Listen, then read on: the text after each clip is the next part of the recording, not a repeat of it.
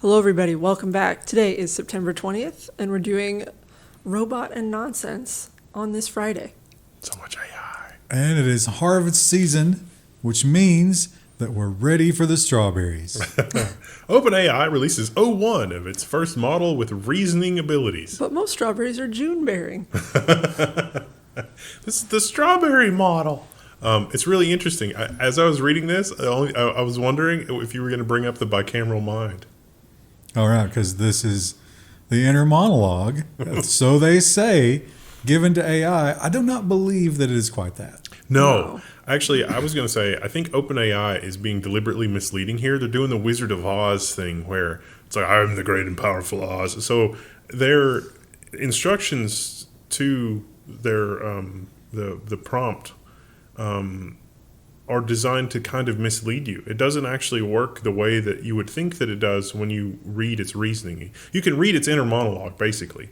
But it almost is deceptive, because if you look at this, it's like, oh my gosh, they're giving it an inner monologue. But that's not really what's happening here at all. I thought they had some images, but yeah, they talk about phrases where it sort of walks. It shows you how it got to the answer, and it labels it as if it were just pondering it, which is not exactly what's happening. Well, it's not even close to what's happening. It's misleading. It's purposely misleading what is happening. Yeah. They also plan to charge more for this model. The credits are quite a bit more expensive. Way more expensive. And the reason that they call it O1 is because in a lot of ways it's not as good as GPT-4. For reasoning type questions like a math or a programming problem, it can maybe be a little better than GPT-4. But for things that require a deep knowledge of something, GPT-4 is actually better. So like the prediction model versus the other one. But they're evolving to try to get the AI to look at what kind of problem it is so that it can be an agent built specifically for that kind of problem. Yeah, an agent of chaos, basically. It's like, oh, you're asking me a math problem. Let's do the math thing. Oh, you're asking me a reasoning problem. Let's do the reasoning thing. Oh, you're asking me for facts. I'm going to just shunt that off to GPT-4 to see if there's anything that GPT-4 knows. They said it should hallucinate less. I have not found that to be true. Well, rest in peace, James Earl Jones. We lost him this past week. It's unfortunate. I bring him up because we learned that he made a contract that said that his voice could be used in perpetuity, and they did it in one of those spin-off shows already, because he wasn't up for it anymore, and he was okay with it, and they paid him a bunch of money. And I don't remember if we said this when we talked about that story, but that was definitely the foot in the door.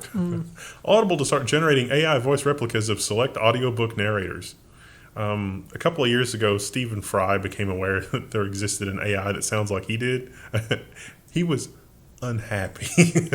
You have to opt into this, they say, but all the great David Attenborough YouTube AI channels got taken down eventually. That was kind of unfortunate. I mean, I understand it if you're David Attenborough, but those were so good. You can run it locally now. Like, you can just do your own. It's gotten uncomplicated enough to be able to do that. But you can't publish the results. No, Lord, no. So this is interesting. If you agree to it, then they will use your voice to continue making books in an automated fashion, but you will get some kind of royalties from that. it's probably minuscule, right? They didn't give an amount in this article. Yeah, well, we don't know the numbers, but they agreed to it. But then again, if you don't agree to it, do you think you're ever going to win this fight? You know who I feel bad for in this? The David Attenborough impersonators.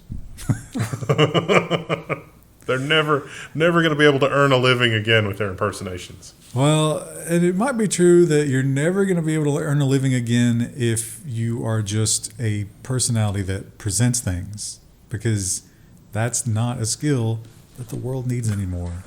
An AI bot named James has taken my old job. Local newspaper in Hawaii has turned to AI-generated presenters to draw in new audiences. Almost everyone they interviewed in this article was like, I don't really like these guys, like the new presenters. I was like, who's it drawing in? I guarantee you, if we put together our own Max Headroom, something that is obviously Max Headroom, but inspired by and for the purposes of copyright entirely distinct from the idea of Max Headroom, that we would get 1 million subs in like a week. I don't think think so. Like, I'm not interested in watching a machine try to talk about It's something. a novelty that Yeah. quickly wears off. Yeah. He also pointed out, too, he was like, we didn't really have any budget when I worked there. I don't know how they have the budget for this. Well, here's the thing. Like, the headline is it's a lie, actually. It didn't take his job because there was no video presenter when he worked there. Yeah. So, Well, that's probably the editor, not him saying that. Is it like UHF where it's like it's like the janitor is also a presenter? No. The editors pick the titles, not the person being interviewed, or even the writer of the article. and if you are a voice actor in video games, I guess you could be a motion capture actor too. That right? was mentioned, yeah. So you could be more than just voice actors, but they're going to start just manufacturing your performances as well. And they do have a union, but a very interesting negotiation here.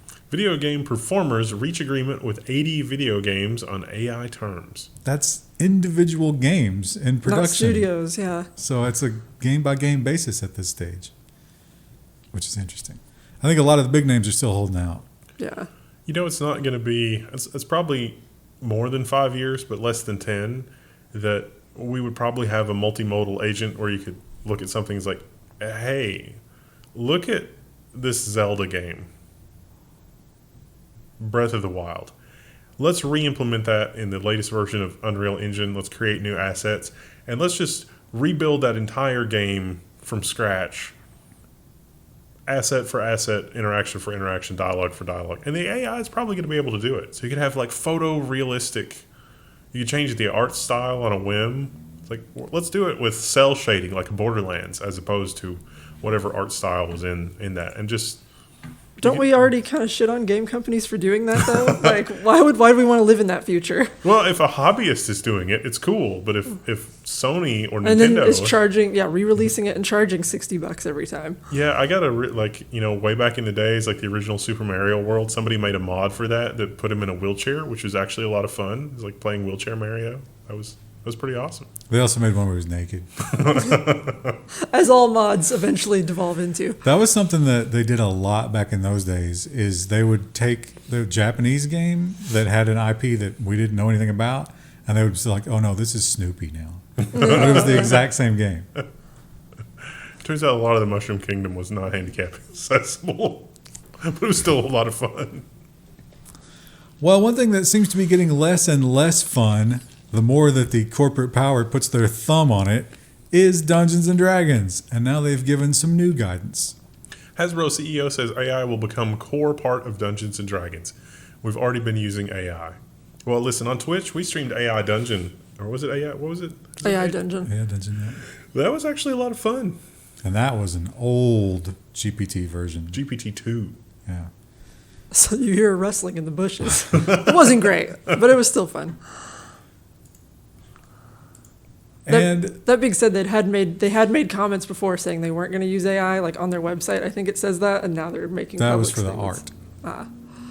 So they're saying that it should be used to sort of like fill in backstory and take away the actual game. Like the game is imagining your character and like how they would react to things. That's the point. Yeah, I think I said this last week, but you can just make stuff up. Like, you don't have to follow their rules. It's not that important. That is sort of a larger microscopic concern, isn't it? That, every time we talk about that or every time it's like, let's imagine this story that we already know in a new setting. And it's like, guys, we could just come up with a new story. Like, a new story might be more interesting and more fun than one of the old stories. Disney executives are like, what is he saying? I can't understand it. He's speaking some foreign language. Babbling. We could spend all that time coming up with a new lore, or we could find some obscure 18th century German author that's already done all that work for us, and we could just turn that into something new. And then they're like, I like starting with an obscure German author, but then I want to destroy what he created. I want to twist it. And twisting is what this little guy will do to you. And I don't know. I would try this. Yeah. Would you try this? Yeah. I would. Chris is undecided. You have to put on a suit. Can I bring my own? Exclusive. The massage robots have arrived in Miami. The only downside that I saw is that in Miami, you can get a 1 hour massage session. The robots is like, no. Half an hour. It's half an hour. And they asked about that. And they said it's because the robots do twice as much work. Which Is that really like the point of a massage? Is like maximum efficiency? Like, Maybe for some people. yeah. So you can see here, you get a little control panel. So like the robot will work on the portions that you want it to work on. You can direct it. So if you have like an injury or something, I guess, or maybe you have a tender part that you don't want it to touch. And yeah, there's the suit you were talking about. Yeah, I guess it does. I can't remember what it said. Something about like it didn't work well on bare skin. Because my kidneys. it needs the viscosity to be low enough to actually glide over you without like oils and stuff. Yeah. Which I can see how that would cause problems. Ow, ow, ow. Being oiled by the robot. Yeah. But you point out you do get longer with the person, but it also costs more than twice as much, right? No, it was $60 for a half an hour versus $95 for a person.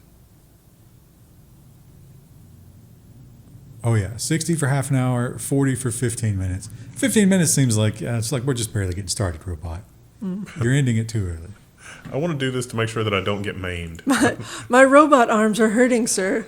Continue. But how long until there's like the knockoff robot massage across the street? Yeah. You can go as long as you want, but it's not going to be as good. You ever see the video? I think it's like a welding robot, but instead of the welding arm, they've got a seat on it.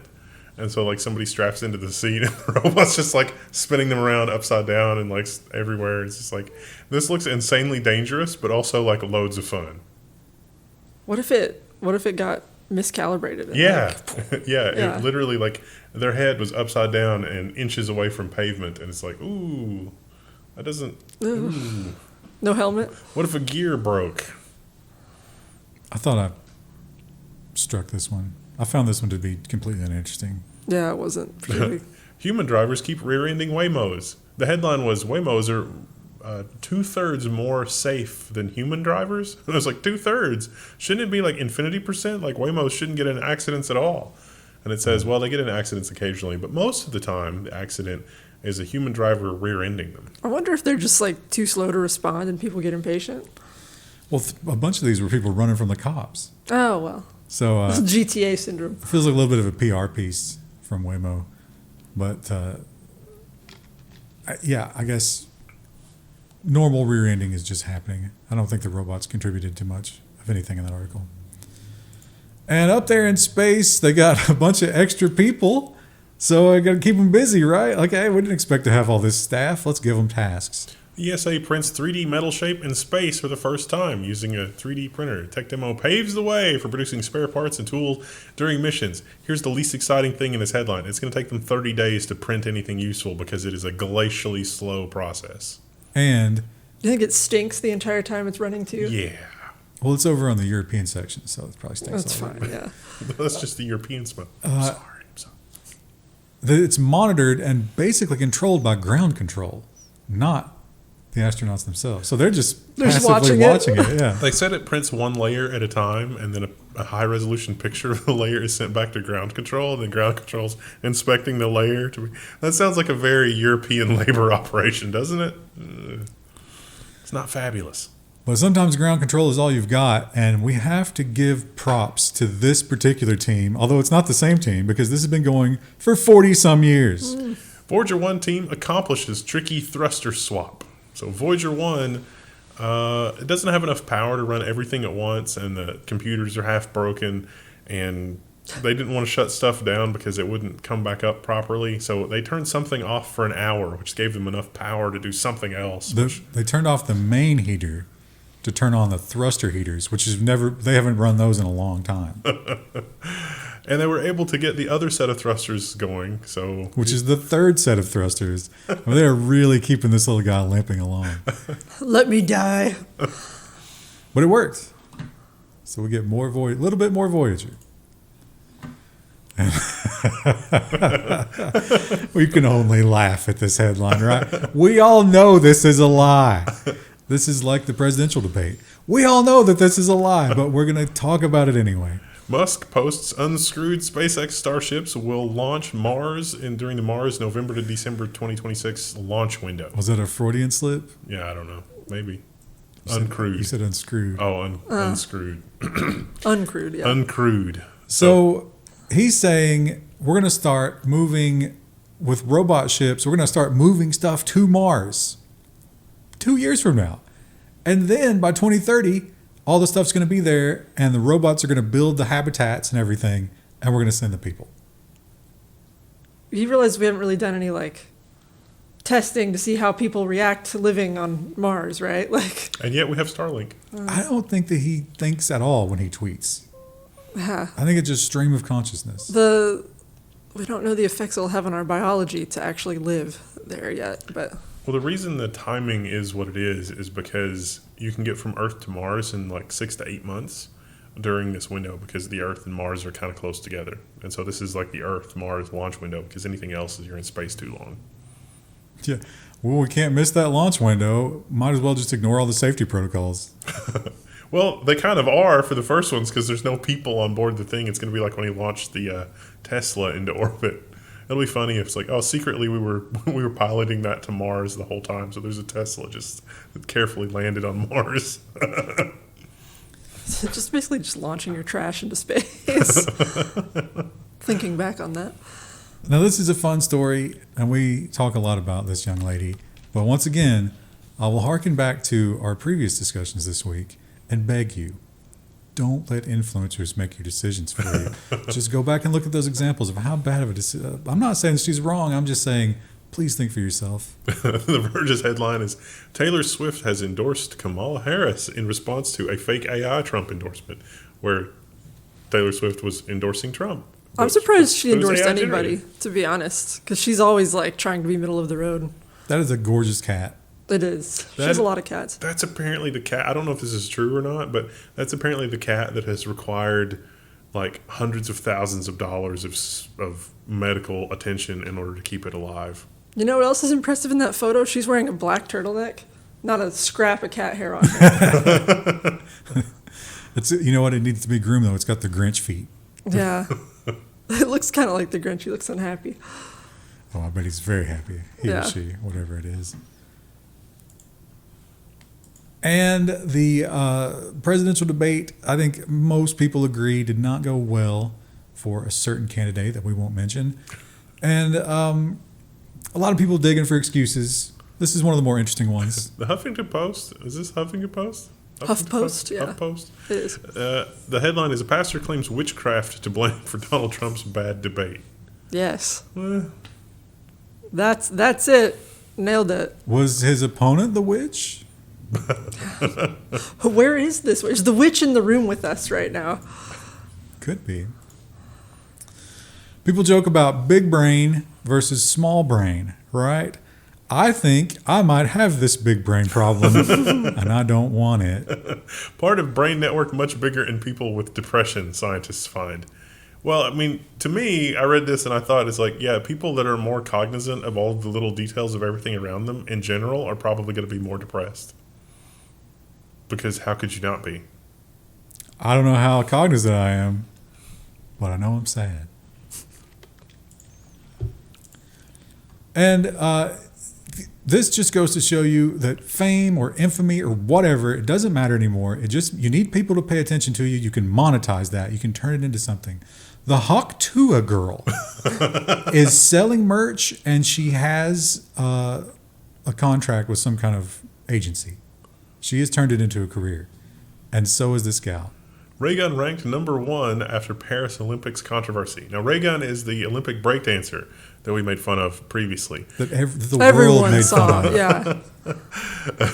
I will say, that performance was entertaining, but it was not perhaps a great show of athleticism. My favorite thing that came of that is, on that picture right there, somebody made a 3D printable model of her in that outfit that is posable and it's printable in place. And so you can print that and use it as a phone stand. And so her in various breakdancing poses But holds holding your your phone phone. in different ways. And it's incredible. It's absolutely incredible. And I think this is her, right? That looks like her. I assume so, yeah. Yeah, She's yeah. an article, yeah. So she's going to events and stuff and getting appearance fees just for being really, really bad at something. Comically bad. She's the #1 breakdancer in Australia, Ryan. World. Or world, yeah. Female. But still. There's still a lot of really good female breakdancers. Yeah.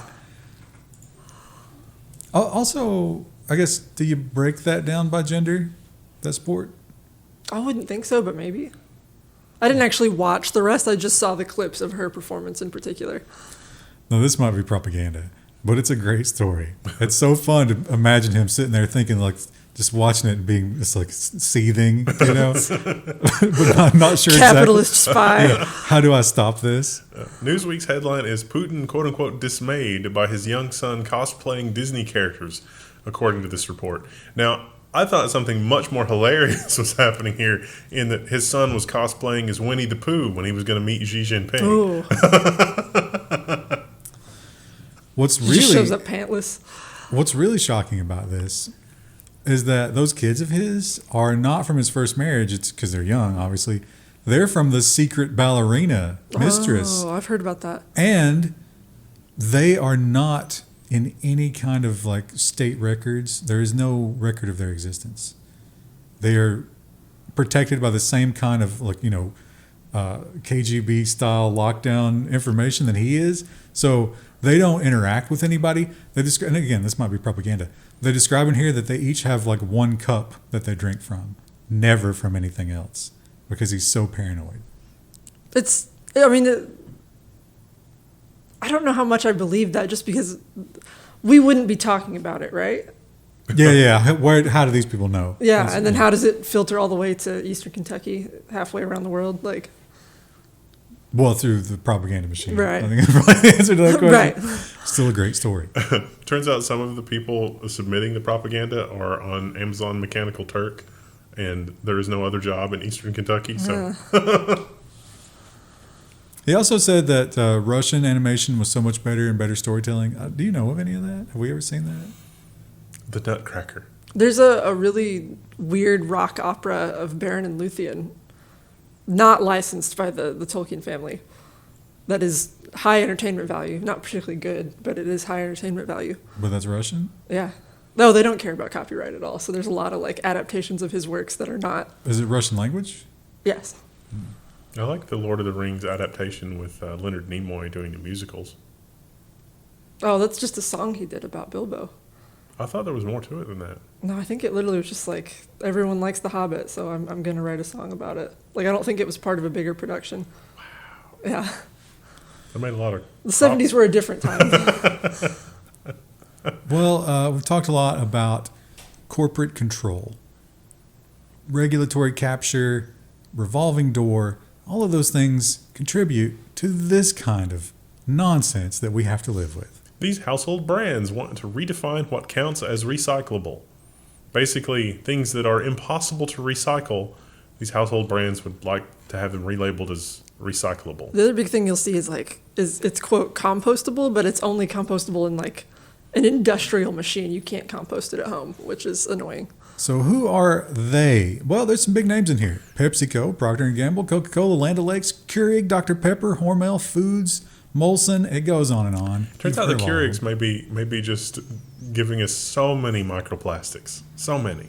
So the argument here is it's kind of like the flushable question. Yeah, Those are not it's flushable. not flushable. Speaking as someone with a building that has cast iron, they're not remotely flushable. They are flushable. It's just that there will be terrible, terrible consequences if you flush them. It's like poison is edible once. And these are recyclable if you're willing to go to insane lengths and spend way more money than you paid for the product in order to recycle them, which no one is going to do. But they say, hey, if it's conceivable that at some point some human might be able to recycle this, we should be able to say that it's recyclable. That is the level of decay and corruption that we have in our society. It's quite bad. But it's not as bad as this. Exec behind 500 billion sustainable paradise complained about worker deaths taking up his time. This is, of course, talking about Neom, the line. Neom. And it's well underway. It's well under construction, but that machine is hungry for the blood of workers. And also the natives whose land they stole to build that. We're paywalled here, so I can't give you the exact quote, so, go read it. But there is, I'll paraphrase, one of the quotes was, a couple of idiots got killed, so now I have to have a meeting on a Sunday night. And then the real incendiary ones is like, this is why white people are so much smarter than us. Like, he was demeaning his own people for being dumb enough to die on his insane project. Also, it just doesn't make any sense. Like, ugh. You get the feeling that he was looking at pictures of New York skyscrapers being built in the 1920s where people are just walking along with no safety nets or rails or cables or anything. I was saying we have a lot of safety regulations. Like, that's a thing. Because a lot of those people died. Yeah. And the ones that didn't die turned out to be amazing building construction people. Also, let's remember that there were some like tribal native peoples who lived in the line who refused to leave, and a lot of people believe that they might have also died. But No, I'm sure they were compensated fairly for their land and then moved to somewhere else. Krista, you are the sleeping bag expert. I was very excited about this. I was under the impression that like super sub-zero sleeping bags were fairly common and cheap, right? Not cheap, but like they're not even in crazy temps, I didn't think, like at least based on what they described here, but easy to test and get, right? yeah, well, here, read the headline, then we can talk about it more. Canadian Army says new military sleeping bags are not suitable for a typical Canadian winter. So I think the temp range they were in was like 30 to 0. Which is not... It's not that, I mean, it's cold for sure, but it's not that cold. I've gone camping in that range when I was a kid. Yeah, I've been down in like the low 20s, upper teens, and been fine with a 20-degree bag. The issue is, so for things like a sleeping mat, like what you sleep on, there is a testable value. It's called R value. And that is the same between all brands. There is not a agreed upon way of measuring warmth of sleeping bags, at least not in North America. But the interesting thing is, this was the complaints that came in here. I mean, they weren't measuring anything, but the complaints came in a tent with heating. Yeah. So these must be terrible. Yeah, I can believe it. The Canadian, it was a joint exercise between the U.S. and Canadian forces, like training exercise or something. In Alaska. In We Alaska. shouldn't allow that. And our folks, we apparently had 500 extra, what was it? It was like... Bedrolls from the 60s. Yeah, like Vietnam era stuff. And it was like, here you go. And those were better. I wonder too, so like sleeping warm in cold temperatures, there's a lot of things that can affect it. So like, I wonder if were these guys changing into warm, dry clothes at night, or like, did they leave their socks on? That can make a really big difference. Were their sleeping mats thick enough for the temperatures like they were sleeping in as well? Because you might attribute it to your sleeping bag, but it could actually be you don't have enough insulation from the bottom and you're losing all your heat. This article seemed ground. to imply that the reason that this didn't work was corruption, because they paid $38 million for these new sleeping bags, and it just seems like a case of the tofu dregs, but in North America. But, I mean, you talk about socks and changing your clothes and whatever. This is supposed to be combat. Like, you have to expect the worst possible conditions. Yeah. And you should test for that. I wonder if they're, so I had so many questions and that article didn't go into. I wonder if they were down or if they were probably synthetic. Yeah. Because if it was wet at all, you'd want synthetic.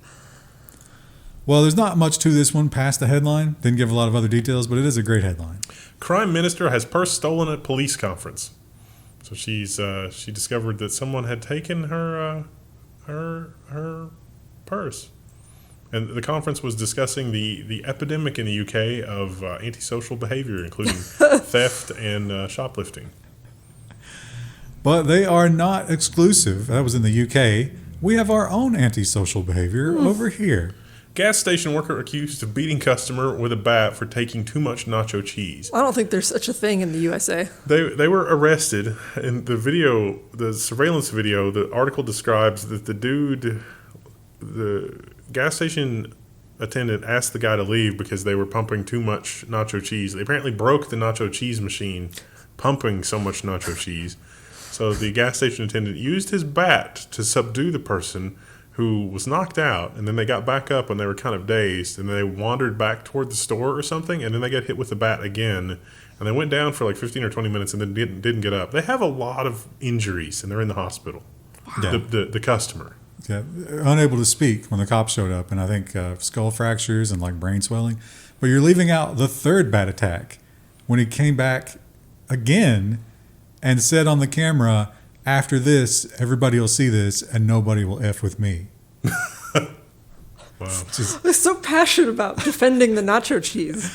I do not think he will be back at his job. No. You know what? Maybe he can defend the microwave in federal prison. You've microwaved the burrito too long. What are you in here for? Well, Don't make me get Bertha. It's just like, good Lord. Anyway, you preview this when we talked about the cucumber story. This is just the most astonishing. Like, I cannot imagine. I can understand maybe. I mean, I can't understand it, but I know that people do this kind of thing. Let me preface this story by saying, remember, the popular saying that I've had the last couple of weeks is society is built to keep the bottom 10% from harming the rest of us. But why did this car have to be involved? That's what I can't grasp. I don't understand why this had to be the location. DC police are searching for a man who did some very bad things with a cucumber. You're just going to have to check out the link on the one tab. Or use your imagination. Something. But yeah, there was surveillance video because this lady came out and noticed that there was cucumber residue on her car, and she's like, "What happened here? Let me roll back the cameras." And then she wishes she didn't. So you can see here, this woman has just moved into this neighborhood. Her fence has already been hit by a car, which has opened up a hole in it, which is how this man gained access. And then, Yeah, I don't even, bottom 10%, like, again, Dr. Manhattan vaporizing candidate right there. my favorite thing about this story is that after the deed was done, he repacked the cucumber. He's going to use it again. That's a snack for later. And Krista, you have just been caving. I did. I went to Mammoth Cave. Did you just throw your trash all over the place? I know you love that. No, I did not. No, I did. I also didn't write my name on any of the cave walls, Wow, you which missed, they used to do apparently you quite often. missed a huge opportunity because that could have created a fun new experience for people who came after you. Dropped Cheetos bag has a world-changing impact on Carlsbad Caverns, the Rangers say.